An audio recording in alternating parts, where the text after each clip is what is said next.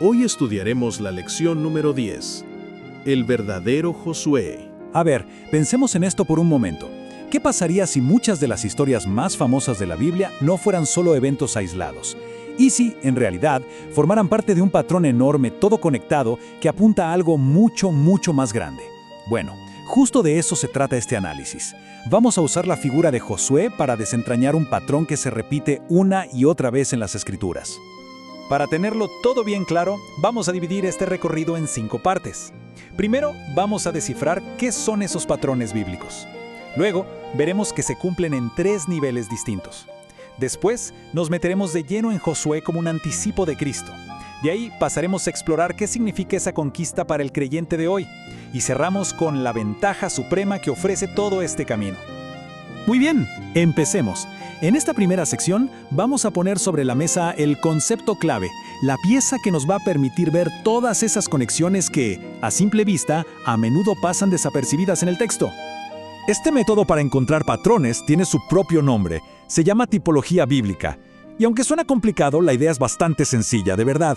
Es como si Dios a lo largo de la historia hubiera ido dejando pistas como adelantos de una película. Una persona o un evento del pasado, al que llamamos tipo, funciona como una sombra que anuncia una realidad espiritual mucho más grande, el antitipo.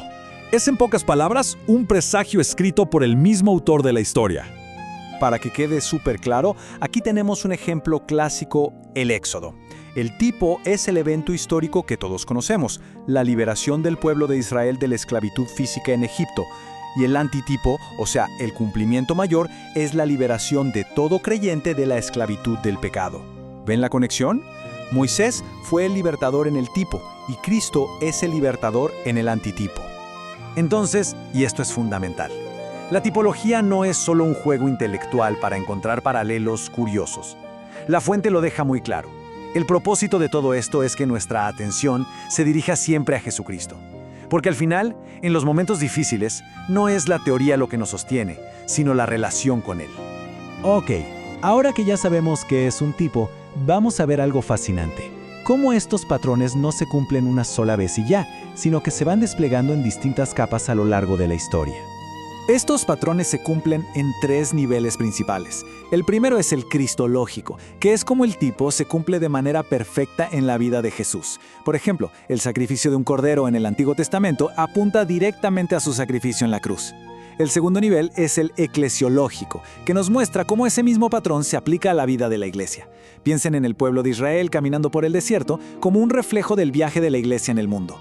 Y por último, el nivel escatológico, que nos revela cómo todo esto va a culminar en los tiempos finales. O sea, una sola figura puede tener un significado increíblemente profundo y multifacético. Y con todo esto en mente, llegamos a nuestro ejemplo central. Vamos a aplicar esta idea de la tipología a la figura de Josué, para entender cómo él funciona como un tipo potentísimo. Fíjense en esto, que es muy interesante, la distinción de roles. Moisés representa la liberación. Él saca al pueblo de la esclavitud de Egipto, y eso prefigura cómo Cristo nos saca del pecado. Pero Josué representa la siguiente etapa, la conquista. Él mete al pueblo en la tierra prometida, simbolizando cómo Cristo nos guía a través de las luchas de la vida para alcanzar la salvación. Son 2 caras de la misma moneda. Y esto nos lleva a una tensión clave que todos vivimos. Por un lado, la salvación es un regalo. Ya está asegurada por la gracia de Cristo. Pero por otro lado, el camino para vivir plenamente ese descanso celestial no es un paseo. Es un viaje que implica una conquista espiritual constante, una batalla contra enemigos de afuera y de adentro. Bien, ¿y cómo se ve esa conquista en la vida real, en el día a día? Bueno, esta sección traduce la historia de Josué en símbolos muy poderosos para la jornada de fe de cualquiera. El primer gran símbolo es este, cruzar el río Jordán. Para Josué e Israel, ese momento marcó la entrada a la tierra prometida. En la tipología cristiana, esto representa el bautismo. Es ese momento decisivo en el que se deja atrás una vida para entrar en una completamente nueva con Cristo. Digamos que es el punto de partida de la conquista. Pero, a ver, ¿quiénes son los enemigos en esta conquista moderna? La fuente es muy clara en esto. No estamos hablando de personas. La lucha es contra presiones externas, claro, pero quizá, y más importante, es contra nuestras luchas internas. los malos hábitos, el rencor, esos defectos de carácter que arrastramos. Es una batalla por la santificación personal. Y así como Josué no fue a la batalla con las manos vacías, el creyente tampoco va solo. La solución que se presenta es tomar la armadura de Dios. La clave aquí no es pelear con las propias fuerzas, sino usar los recursos que Dios da, con la confianza de que la victoria final, la más importante, ya fue asegurada por Cristo. Con todo esto de batallas y conquistas, es natural preguntarse, ¿y para qué tanto esfuerzo? ¿Por qué embarcarse en este viaje? Nuestra última sección se enfoca precisamente en la respuesta. Y esta imagen lo ilustra de una manera genial. La fe no elimina el dolor de la vida. Seamos realistas, el dolor es universal.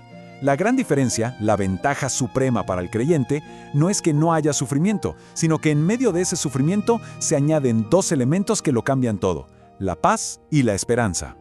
Y estas ventajas son cosas bien concretas. Primero, la paz que viene de la justificación, que ayuda a limpiar venenos emocionales como el resentimiento.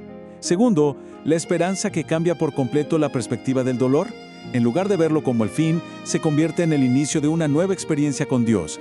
Y por último, la certeza, la seguridad inquebrantable de que hay un hogar eterno esperando.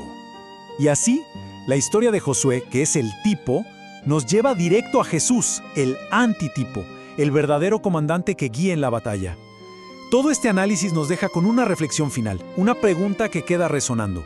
Con la promesa de la victoria y un guía seguro, ¿qué implica para cada quien cruzar su propio Jordán?